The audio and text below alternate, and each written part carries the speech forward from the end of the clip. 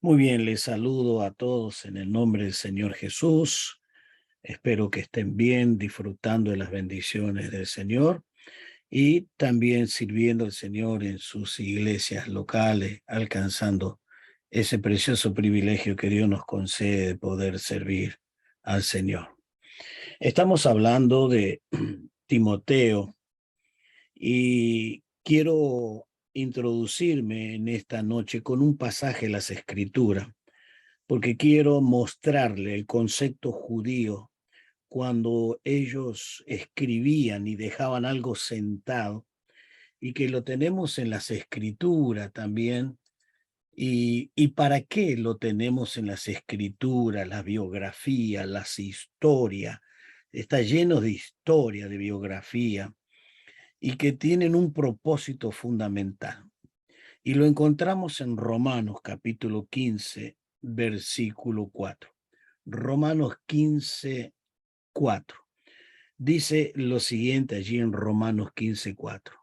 Porque las cosas que se escribieron antes, todas esas cosas que se escribieron, y Pablo la va mencionando, todas ellas, las que se escribieron antes, la historia de Moisés, de Josué, de Nehemías, de Elías, todas estas historias, para nuestras enseñanzas se escribieron para enseñarnos algo, a fin de que por la paciencia y la consolación de la Escritura tengamos esperanza.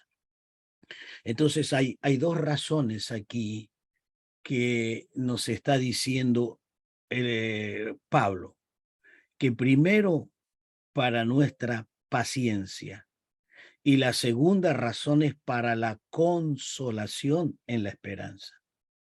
¿Por qué él usa esas dos palabras? Porque tienen que ver con los versículos anteriores, del versículo 1 al versículo 3. Y en el versículo 1 al 3 nos está mostrando de las luchas, de los problemas, las dificultades que vamos a tener en el servicio. Y entonces él le dice, recuérdense que hubo una historia y una historia de diferentes personas y que ellos lograron. Entonces Pablo le está diciendo, nosotros también tenemos que lograrla.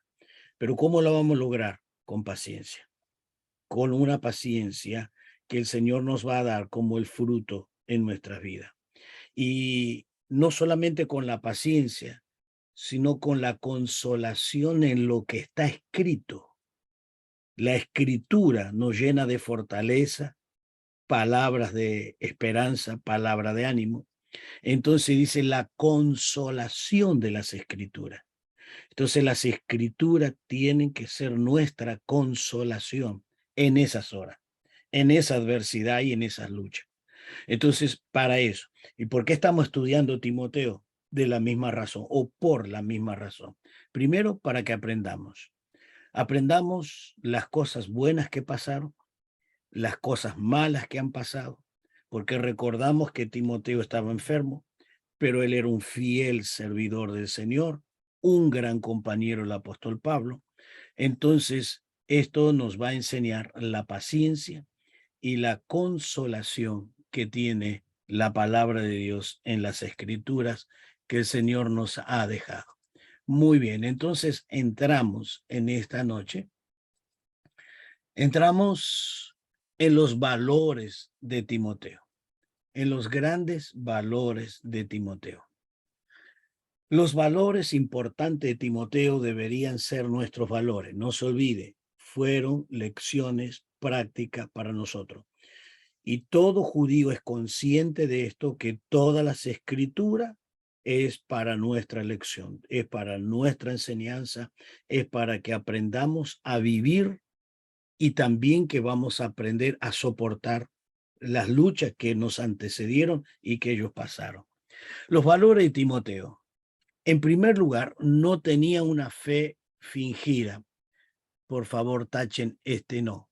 No tenía, no tenía una fe fingida. Él no tenía. El sinónimo del fingimiento es disimular, falso, inventado, fraudulento. Y aquí vamos a ir notando, y quiero que vayan notando algunas palabras muy importantes que quiero destacarle. Y quiero que observemos. Primera, 2 Timoteo 1:5 dice, trayendo a la memoria la fe no fingida, o sea, no ser un falso, no mostrar una cosa y vivir otra. La Biblia habla de la palabra sabiduría y gnosis o conocimiento. Dos palabras.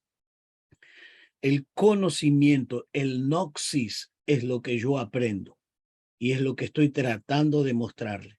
Y estoy tratando de impartirle el gnosis, pero con mucha más razón estaría impartiendo el epignosis.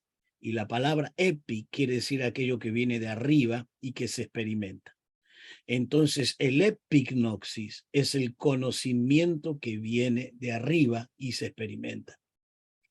Pero ahí donde está la clave, la sabiduría. Yo tengo el gnosis, el conocimiento, y la sabiduría es la práctica del gnosis, practicar lo que yo conozco. Entonces, ahí donde paso a ser sabio. Entonces, la importancia de conocer. ¿Por qué conocer?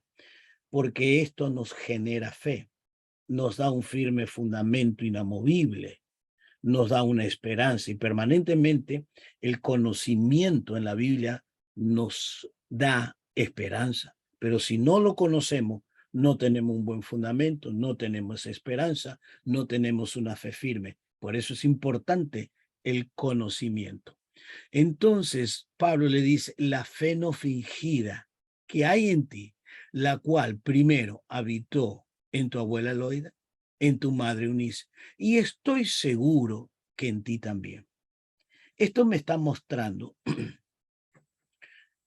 la bendición generacional.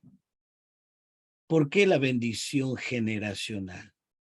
Porque habitó en su abuela, habitó en su madre y también en ti. Entonces, Timoteo fue recibiendo la enseñanza que le fue transmitida por sus antepasados. Y quiero hacer un pequeño paréntesis para mostrarle la importancia que tiene transmitir el mensaje desde la infancia. Por favor, abramos nuestra Biblia allí en el famoso texto que podríamos decir como que si fuese Juan 3:16 en el Nuevo Testamento, en el Antiguo es Deuteronomio, en el capítulo 6 de Deuteronomio. Entonces vamos a ver qué instrucciones o qué orden le da Dios al pueblo de Israel. Capítulo 6, versículo 3, 6:3. Dice lo siguiente en Deuteronomio 6:3. Dice, oye, pues, oh Israel, y cuida de ponerlo por obra. ¿Y para qué debo ponerlo por obra? Para que te vaya bien en la tierra que fluye leche y miel, y os multiplique como te ha dicho Jehová, el Dios de tu padre. Primero oír, luego practicar y luego el resultado. Oír, practicar, resultado.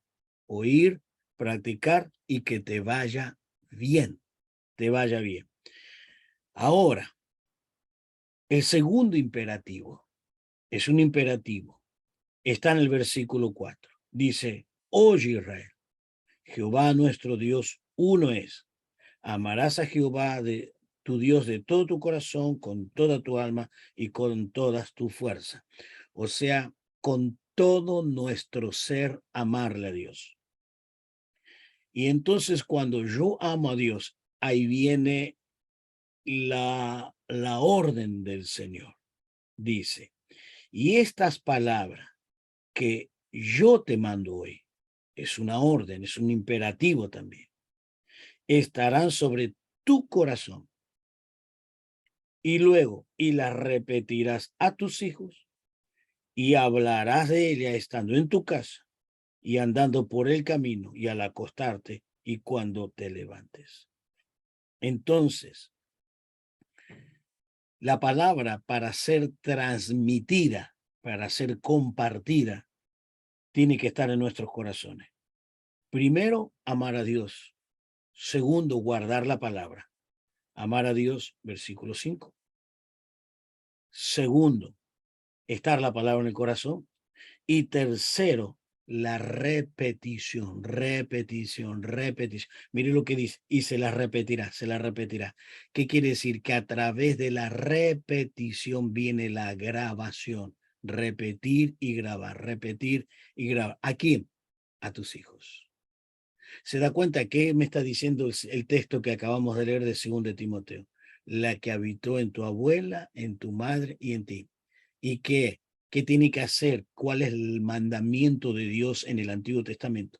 Vas a tener que amar a Dios, vas a tener que tener la palabra en el corazón y luego vas a repetirla.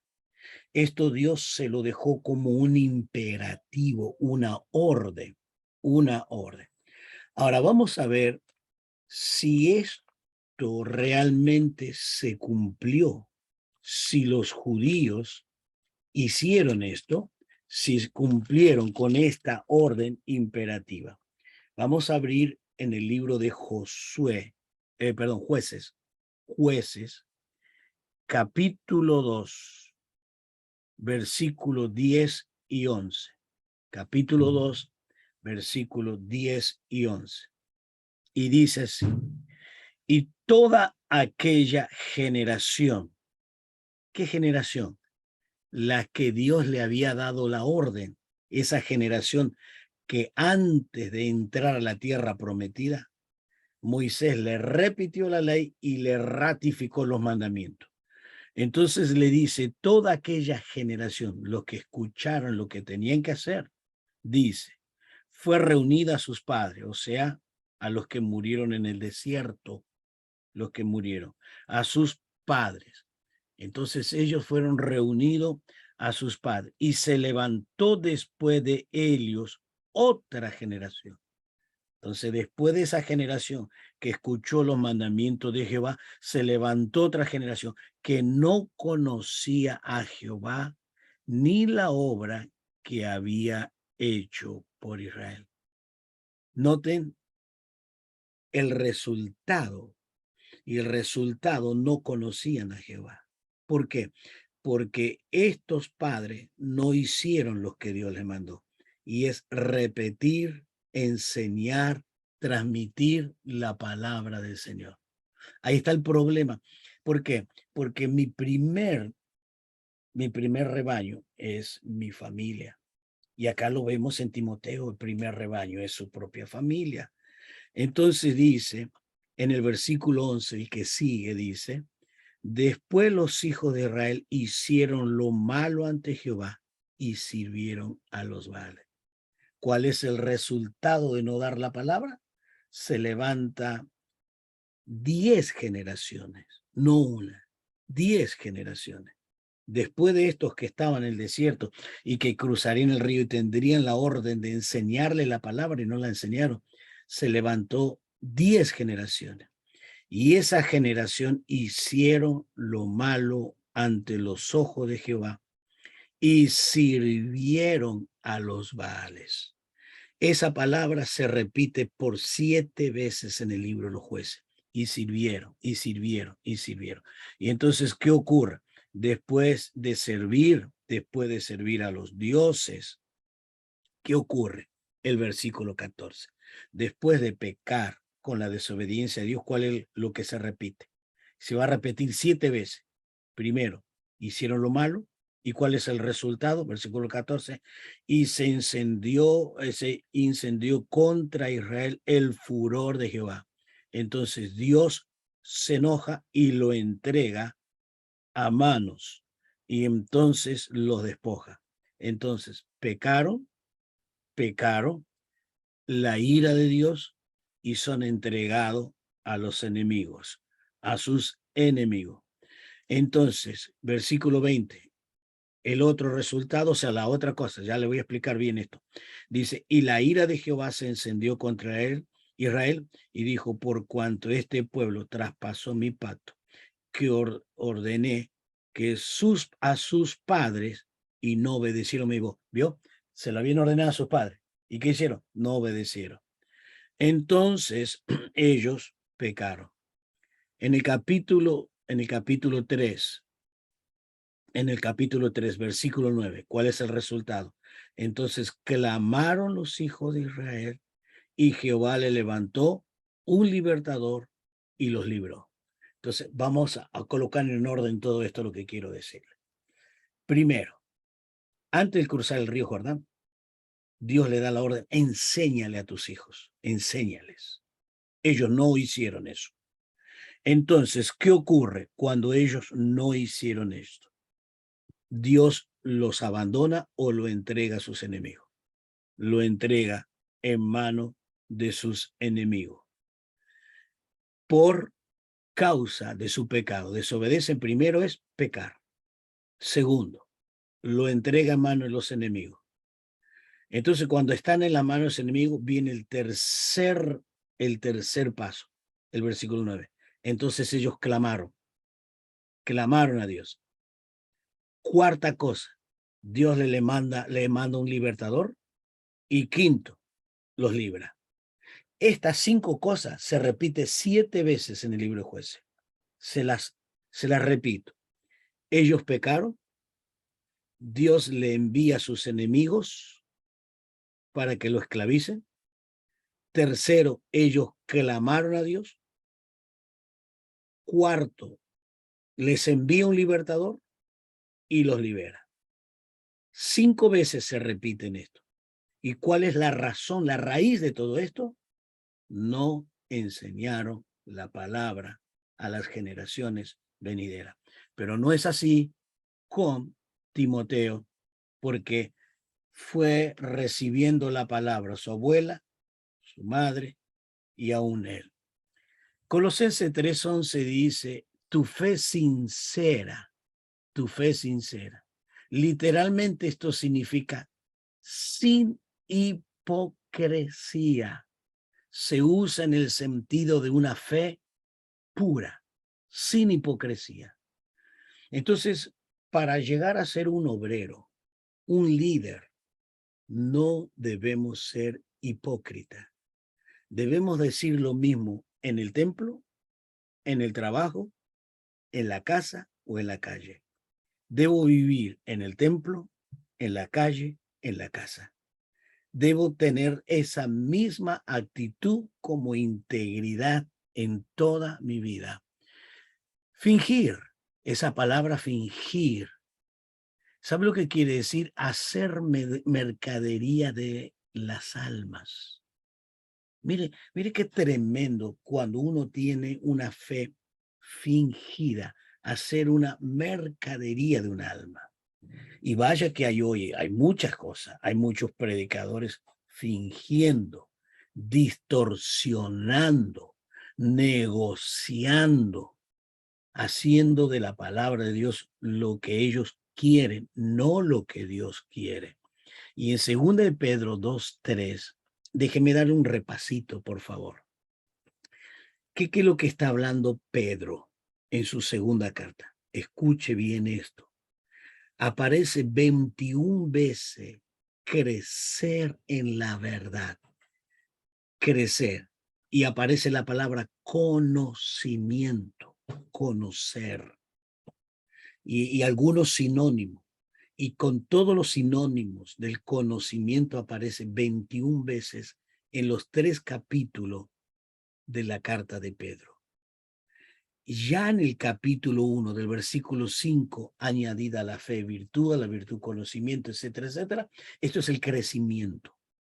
Entonces la segunda carta de Pedro comienza con el crecimiento en la verdad y termina con el capítulo 3, versículo 18, con el crecimiento en la verdad. Entonces Pedro le dice, creced en la verdad, y termina diciéndole, creced en la verdad. En ambos textos, o sea, en el principio y en el fin, Pedro le exhorta a que crezcan en la verdad, que crezcan. Ahora, entre medio, ¿qué hay entre medio del crecimiento en la verdad? ¿Qué hay? Él va a mencionar el centro de esa verdad. ¿Quién es? Cristo. Está en el capítulo 1. Cristo. Y Pedro presenta a Cristo glorificado y él le vuelve a recordar esa experiencia en el monte. El Cristo glorificado. Bien. Pero también le va a presentar Cristo, ese Cristo, pero luego le va a presentar una segunda cosa. Y la segunda cosa, él le dice, la palabra es inspirada por Dios. No tiene error. Y es la palabra profética más segura. Entonces, Cristo es la verdad, la inspiración de la palabra. Y la tercera cosa que va a mostrarle Pedro, que está en el capítulo 2, los falsos maestros o falsos profetas. Y él va a mostrar dos cosas de lo falso. Primero, las características de los falsos y el resultado final de los falsos. Este es un pequeño panorama de la segunda carta de Pedro. ¿Cuál es la preocupación de Pedro? Que crezcan en la verdad. Porque si no crecen en la verdad, son propensos a ser engañados. Y cuando conocemos las escrituras, no vamos a ser engañados. Debemos crecer. Y eso Pablo también lo repite en Efesios 4:13, que debemos crecer hasta llegar a la plenitud del conocimiento de Cristo, o sea, ser igual a Cristo. Ser igual a Cristo. El crecimiento va produciendo transformación. Entonces, eso es, me va transformando, me va cambiando. Y Pedro también dice lo mismo. Cristo se transformó y aquella voz que oyó del cielo le dice, a él oí, después de ver a Moisés y a Elías. ¿Qué quiere decir esto? Él le recuerda eso, él le recuerda que él vio a Moisés y a Elías. ¿Qué quiere decir? Los dos grandes líderes del Antiguo Testamento. Moisés es el representante de la ley y Elías el representante de los profetas, que está sintetizado en toda la Biblia, Moisés y Elías. Pero la voz que oyó del cielo dijo, a él oí. ¿Por qué? Porque la ley y los profetas de él están hablando. Y ahí se cierra el triángulo. Entonces, por un lado está Moisés, por otro Elías, ambos hablan de él, de Cristo. Y la voz le dijo, a él oí. De él habla las escrituras, de él está hablando las escrituras. Muy bien. Entonces, esto es lo que está diciendo este texto que hemos mirado de 2 Timoteo, que no es una palabra fingida. El fingimiento de la fe está tapando la realidad, pero también la avaricia para hacer un negocio, por eso están perdidos. Y tengo que decirle la verdad, y esta es la triste realidad. Detrás de tantas predicaciones que lo centralizan en la economía, en el bienestar, en la falta de problema y todas esas cosas, está tapado el afán de las personas que predican. Mire que Pablo escribe sobre los falsos maestros, si no mal recuerdo, son 18 características, 17 o 18 características de los falsos maestros en 2 Timoteo 3. 2 Timoteo 3, donde Pablo le dice a Timoteo, y las dos primeras características interesantes, las dos primeras, le dice, amadores de sí mismos y avaros, que quiere decir amor al dinero. En las dos características inicial es amor a sí mismo y amor al dinero, pero no amor a las almas. Amor a sí mismo y amor al dinero. Los que no tienen esa fe verdadera, los que no tienen, se aman a sí mismos y aman el dinero. Pero Pablo le dice, no es una fe fingida en ti, no hay. Ahora, esa es la fe no fingida. Ahora, mire lo que dice 1 Timoteo 1:5. Quiero que nos detengamos en este texto.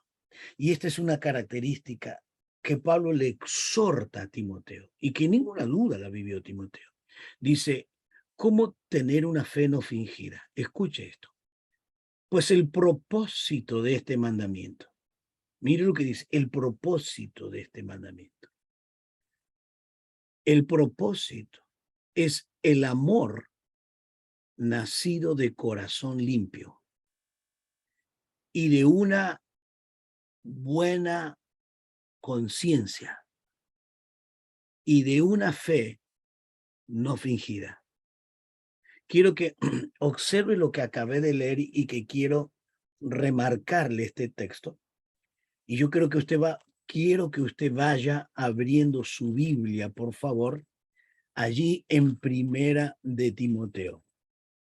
Vamos a hacer una observación ahí, un detalle, porque quiero remarcarle algo muy, pero muy importante de lo que Pablo está diciendo y aconsejando.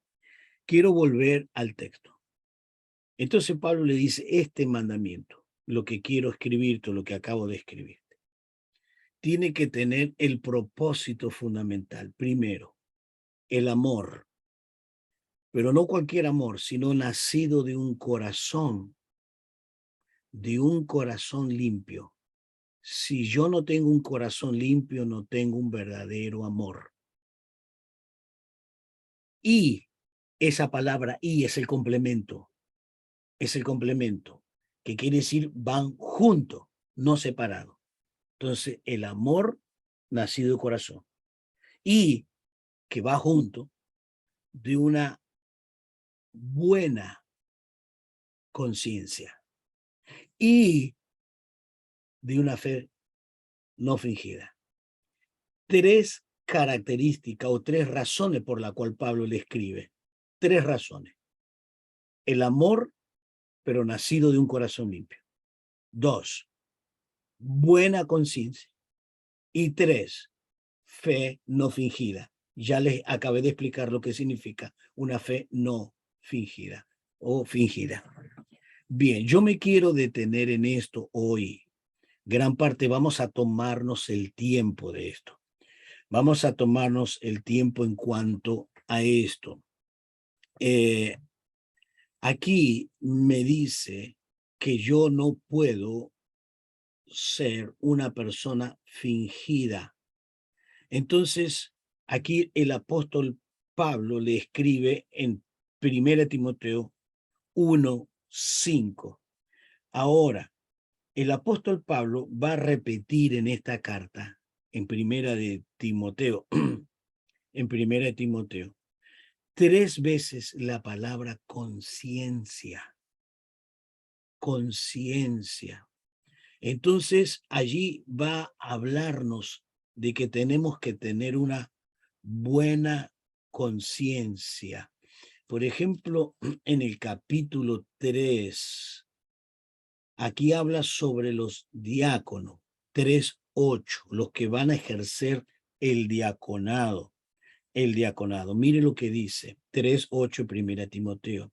Los diáconos asimismo deben ser honestos, sin doblez, no dado a mucho vino, no codicioso de ganancias deshonesta, no codicioso de ganancia deshonesta. Versículo 9, que guarden el misterio de la fe con limpia conciencia.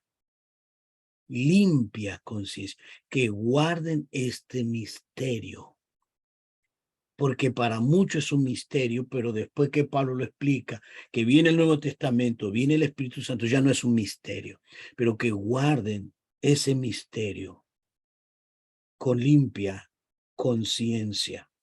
Entonces vemos aquí la segunda vez que Pablo habla de la fe y limpia conciencia. Se da cuenta que en 1:5 habla de la fe y la conciencia. 3:8 habla de la fe y la conciencia. Qué cosa tremenda, ¿no? ¿Cómo podemos graficar esto? La fe y la buena conciencia. La fe y la buena conciencia, podemos decir que la fe es el recipiente, perdón, la conciencia es el recipiente, la conciencia. O sea, es donde se puede guardar algo. Y la fe es el líquido que está en ese recipiente. Entonces, si yo tengo una mala conciencia, o sea, una conciencia quebrada, una conciencia sin pureza, no puedo mantener ese líquido que es la fe. Por eso, para mantener la fe, tengo que tener una conciencia limpia. Para mantener la fe, tengo que tener esa conciencia limpia.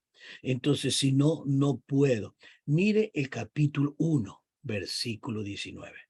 1:19. Vuelve a hablar de la fe y la conciencia. Dice, manteniendo la fe. ¿Y cómo la mantengo la fe? Y buena conciencia. 3 veces repite la buena conciencia y la fe. Quiere decir que van a ir juntas. Si usted quiere tener fe, mantenga una buena conciencia. Una buena conciencia. Ahora, yo llego a la conclusión. Algunos discordan un poquito en cuanto a concepto, no en cuanto a la base. Yo considero que hay 4 tipos de conciencia. He leído un libro donde también dice que hay 11 tipos de conciencia. Me parece que no sería 11 porque esa es una repetición de un estado de conciencia. Por ejemplo, lo que acabamos de hablar, una conciencia buena. Aunque la Biblia habla de una conciencia limpia y que me parece que habla de lo mismo, limpia y buena. Luego, la conciencia manchada en Hebreos habla también de la conciencia contaminada. Luego, la conciencia corrompida, Tito 1:14-15, corrompida. Y luego la conciencia cauterizada, 2 Timoteo 4:1. Entonces, considero esas 4 tipos de conciencia. La conciencia limpia, la conciencia manchada,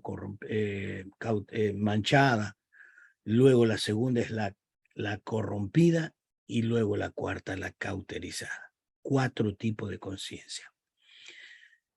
¿Qué quiere decir? Que esos 3 finales son degradativos. La manchada, tengo la posibilidad de ser limpia.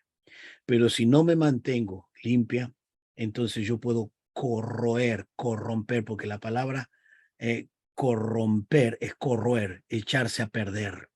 Y luego que se echa a perder, paso al tercer estado, a la conciencia cauterizada, y ya no hay más remedio, ya no hay más perdón. Entonces, estos 3 tipos de conciencia, esos 3 tipos de conciencia. Entonces, Pablo le dice a Timoteo y le habla aquí en 1 Timoteo 1:5. El propósito es para que te puedas mantener, Timoteo. Mantente. ¿Y qué tienes que mantenerte? En un amor nacido de un corazón limpio. Acuérdese que la única manera de poder amar a alguien tengo que tener un corazón limpio. Tengo que tener de una buena conciencia. Acuérdese, la conciencia limpia. Y luego la fe no fingida.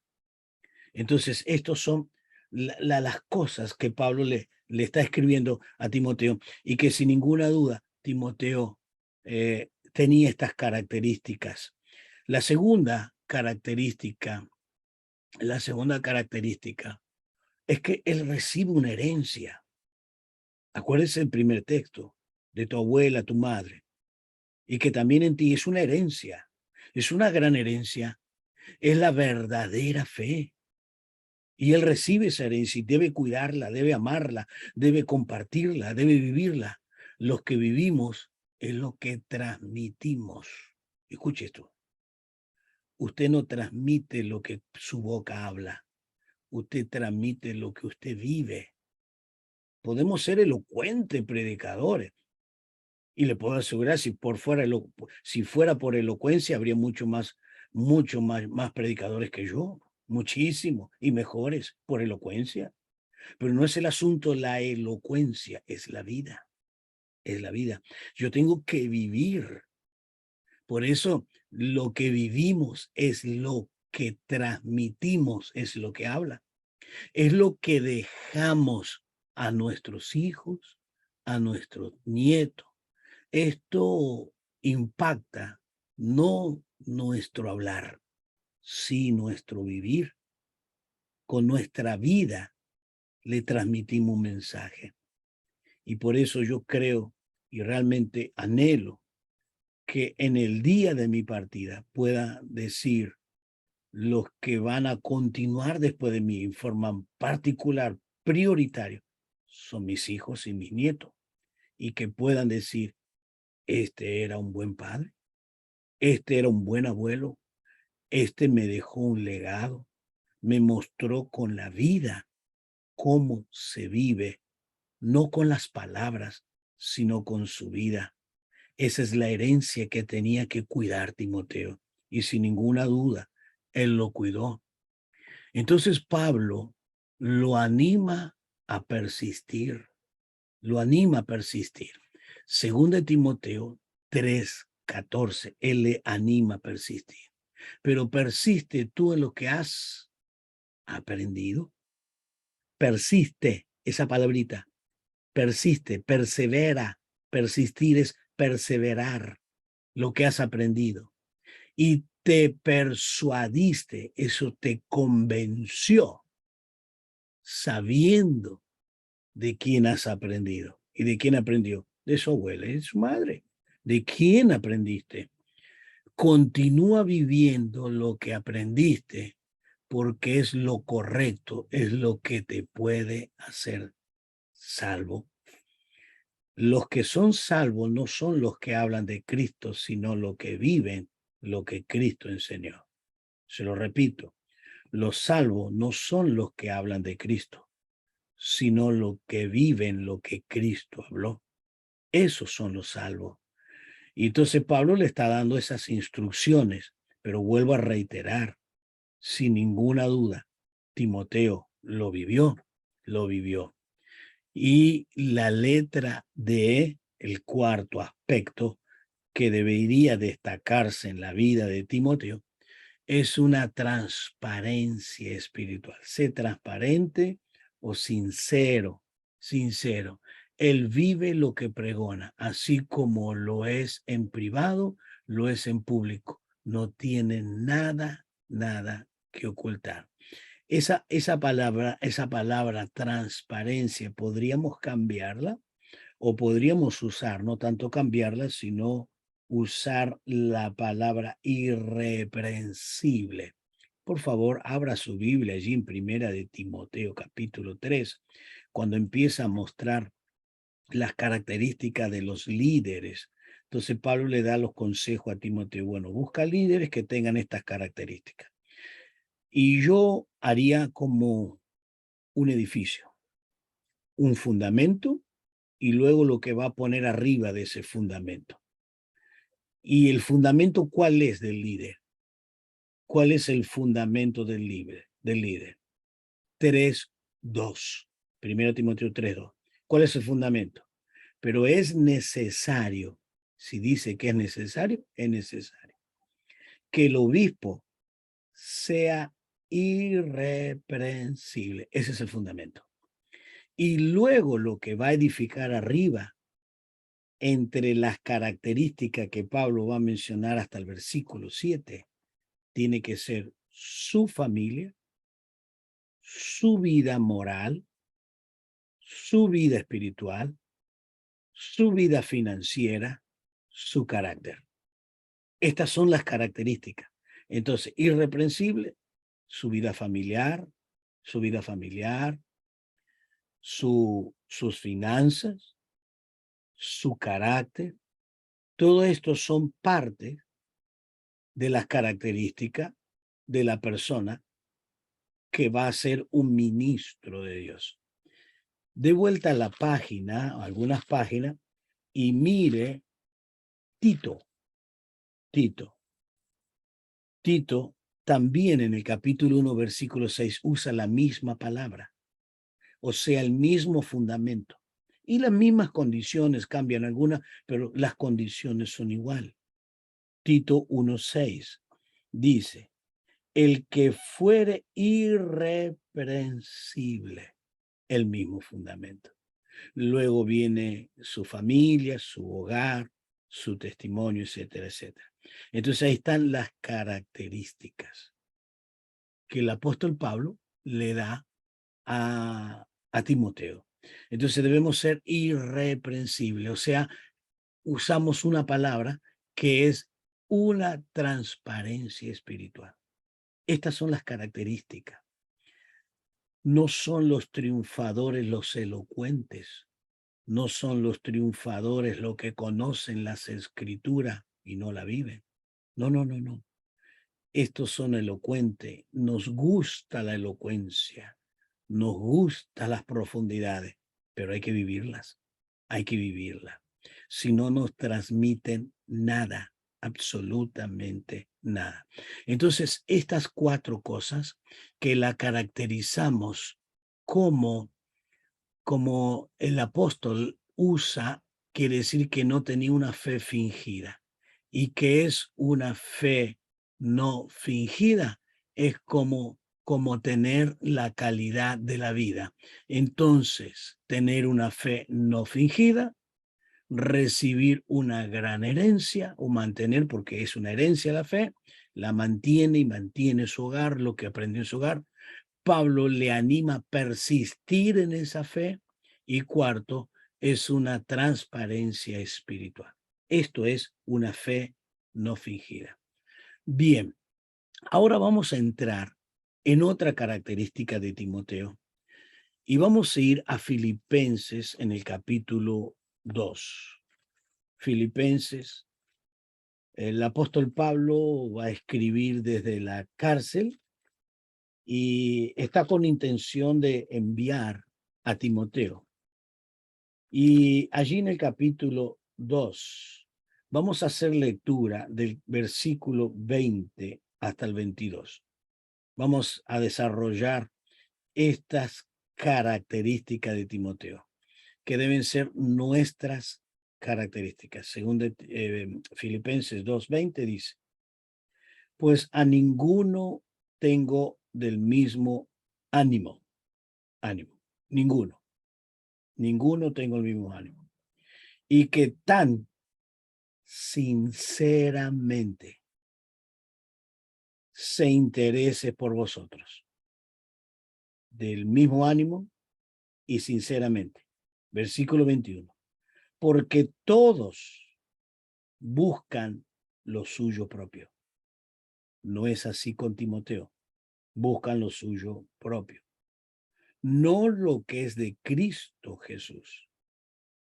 Entonces tenemos la elección. Lo nuestro o lo de Cristo. El favor de la obra o el favor mío. El negocio o la negación. El sacrificio o el bienestar. Una de las dos cosas. Pero Timoteo siempre eligió lo correcto. Siempre lo correcto. Versículo 22.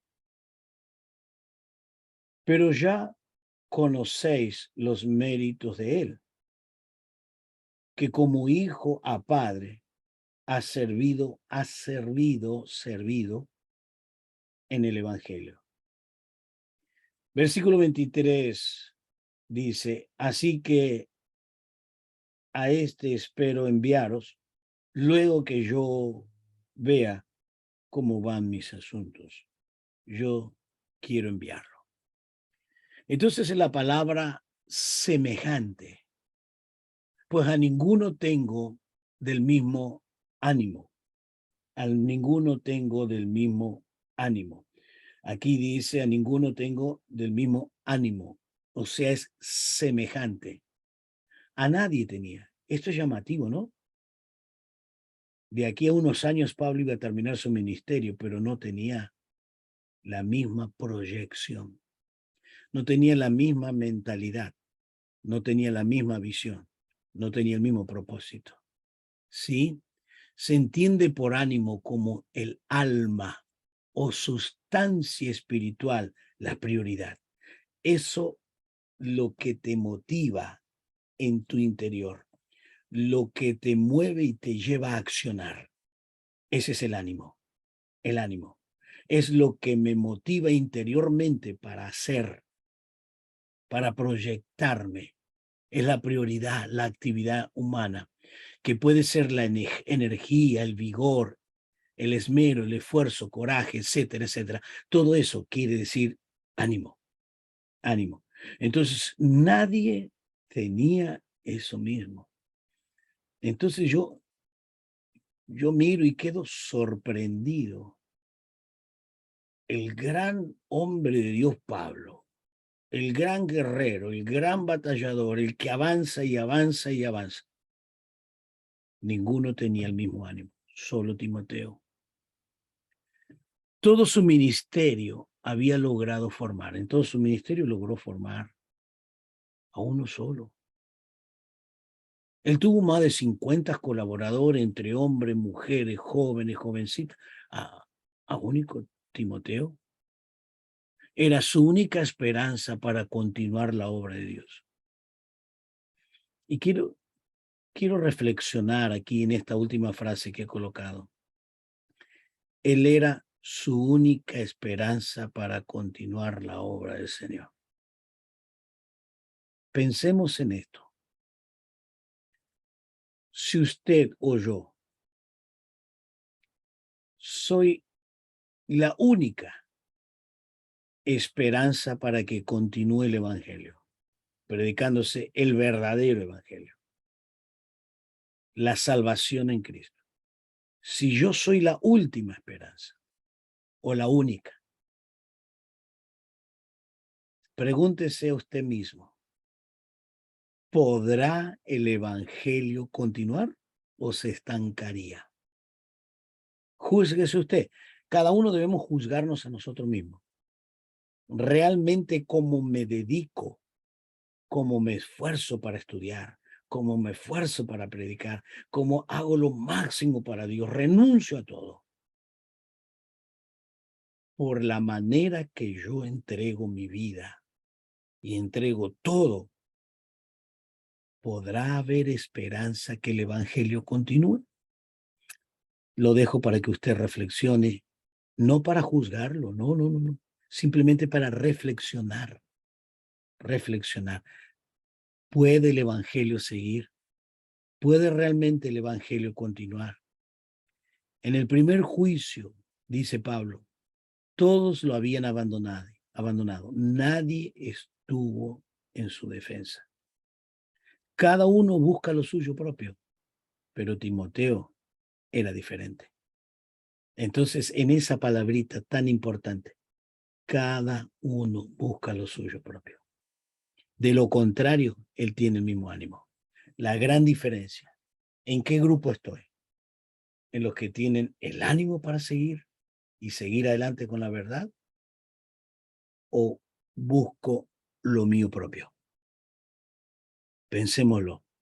Por eso él tenía una misma mente, porque el ánimo tiene que ver con la mente, con el sentimiento, con el espíritu impulsor, los que nos impulsan. Tenía una misma mente. Serían los mismos valores, las prioridades, la manera de ver las cosas. Estaba igual. Ahora, segundo, tenía un mismo sentimiento. Un mismo sentimiento. Y esto se torna difícil a veces en la iglesia, sea grande o sea pequeña, tener la misma mente, el mismo sentimiento, las mismas prioridades, los mismos valores. Pero esto tendría que llegar a ser así, ¿no? Pero dice que tenía un mismo sentimiento, o sea, el mismo dolor, la misma preocupación, la misma carga, los mismos valores, la misma visión, la misma tarea. Entonces llegaron a ser uno. Pablo y Timoteo llegaron a estar tan unidos que llegaron a tener las mismas cosas, los mismos valores, pero también tenía la misma voluntad, el hacer las mismas cosas y los objetivos, accionar por la misma tarea. Entonces nota usted que abarca las tres partes que hacen de nuestra alma: mente, sentimiento y voluntad. Esto tiene que ver con nuestra alma, nuestro ser interior. Ahora, escúcheme bien esto. No lo voy a explicar completamente, pero quiero que usted entienda. Quiero que usted entienda. El hombre fue creado como un ser espiritual. Y el ser espiritual es el que se comunica con Dios.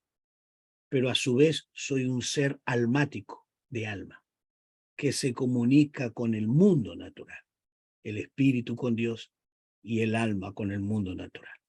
Pero cuando el hombre pecó, el espíritu estaba muerto. Y lo dice Efesios 2:1. Estábamos muertos en nuestro delito y pecado. Pero él os dio vida. Quiere decir que volvió a resucitar el ser espiritual. El ser espiritual. Pero el almático, el alma, que tiene que ver con la mente, el sentimiento y la voluntad, es el que gobernaba mi espíritu muerto. Estaba gobernando. Mientras yo vivía sin Cristo, quien decidía era lo que yo pensaba, lo que yo sentía. Era mi alma esclavizada al pecado. Pero cuando Cristo vino y entró en mi corazón, mi espíritu recibe vida y empieza a tomar el dominio sobre mi alma. ¿Sobre qué? Sobre mi mente, sobre mi sentimiento y sobre mi voluntad. Ya no hago lo que quiero, lo que me parece, lo que creo que es correcto. No, ahora empiezo a tener la mente de Cristo, comienzo a tener el sentimiento de Cristo y comienzo a hacer la obra de Cristo. ¿Por qué? Porque mi espíritu es el que se comunica con Dios, mi espíritu es el que se relaciona con Dios y entonces Él comienza a gobernar. Él comienza a gobernar. Entonces, es lo que dice Juan, es mejor que yo mengue y que Él crezca. Quiere decir que el yo, mi mente, se sujete a la dirección de Dios. Mi sentimiento, ya no soy el rencoroso, el odioso. No, ahora mi sentimiento es amor, gozo, paz. Y las acciones, hacer la voluntad de Dios, servir a Dios. Entonces, eso tenía Timoteo. Eso tenía Timoteo. Qué privilegio, qué bendición tuvo Timoteo, no solo por practicar, sino por quien tenía como maestro a su lado, quien tenía una persona a quien imitar. Pablo le exhorta a los cristianos que imiten a Jesús, que lo imiten a Jesús. Y en un momento dado, Pablo dice aquí en 1 Corintios 11:1, que deben imitarlo a él como él imita a Jesús. Mire lo que dice Primera Tesalonicense. Primera Tesalonicense 1:6. 1:6. Mire lo que dice. Dice, y vosotros vinisteis a ser imitadores de nosotros. O sea, hacer lo mismo que hacemos nosotros. Imitadores quiere decir hacer mímica. Uno hace así, el otro hace así. Uno hace así, el otro. Todos los movimientos. Imitar es hacer exactamente lo que hace el otro. Dice, imitadores de nosotros, y Señor. ¿De quién? Imitadores de nosotros y del Señor. Hacer exactamente lo que el Señor hace. Entonces yo tengo que preguntarme, y le puedo asegurar que esto no es fácil. En cada lucha, en cada problema, en cada dificultad de la iglesia entre hermanos, te tienes que preguntar, ¿qué haría Jesús en estos momentos? ¿Cómo juzgaría? ¿Cómo actuaría? ¿Cómo lo haría Jesús? Porque yo soy un imitador de él. Y esto es muy importante porque Pablo exhorta a los cristianos. Timoteo era un imitador de Pablo y Pablo un imitador de Cristo. Entonces, Pablo envía a Timoteo para que lo copie, lo imite. El que tiene la tarea de recordar el proceder de Pablo, para recordar el proceder de Pablo, pero en Cristo, y de todo lo que el apóstol enseñó, todo, él podría hacerlo. El único, Timoteo, es la reproducción de Pablo. Él era un pequeño Pablo, un pequeño Pablo. Esto es el discipulado. ¿Por qué yo insisto en el discipulado? ¿Por qué yo digo que cada iglesia tiene que tener discipulado? Porque tenemos que hacer el discipulado en la iglesia, porque tenemos que enseñarle cómo se vive, cómo se practica. Y Timoteo era un discípulo de Jesús, de Pablo, y entonces por eso llegó a ser el imitador, aquel que realmente vivía la palabra, porque la vivió como el apóstol Pablo. Uh-huh. Entonces, Pablo le dice eso, que el único que tiene con buen ánimo, como el ánimo de él, es a Timoteo, porque él no busca lo suyo, sino busca el beneficio de la obra. Entonces debemos formar de la misma manera a otros, igual que Cristo. No, el discipulado no es agarrar una lección y darle lección, lección 1, lección, no, espere. Tiene que enseñarle la vida práctica, cómo se hace un discipulado. Y el discipulado comienza en Cristo y enseñarle lo que Cristo le enseñó a los discípulos. Recuerda aquel texto donde dice, y llamó a sus discípulos, y que luego los llamó para ser apóstoles. Es interesante ese texto, ¿no? Creo que está en Lucas 6, creo que es por ahí, está, no recuerdo bien exactamente, pero me llama mucho la atención cómo usa esas dos palabritas que a veces no le damos importancia, pero nosotros tenemos que estudiar seriamente la palabra y mirar lo que está queriendo decir. Ujú. Sí, 6:13. Por favor, abra su Biblia ahí en Lucas 6:13. Lucas 6:13 y mire lo que dice ahí. Lucas 6:13. Y cuando era de día, le llamó a sus discípulos, matetes, seguidores, aprendices. Eso es discípulo, aprender. Entonces el discípulo viene detrás del maestro para aprender.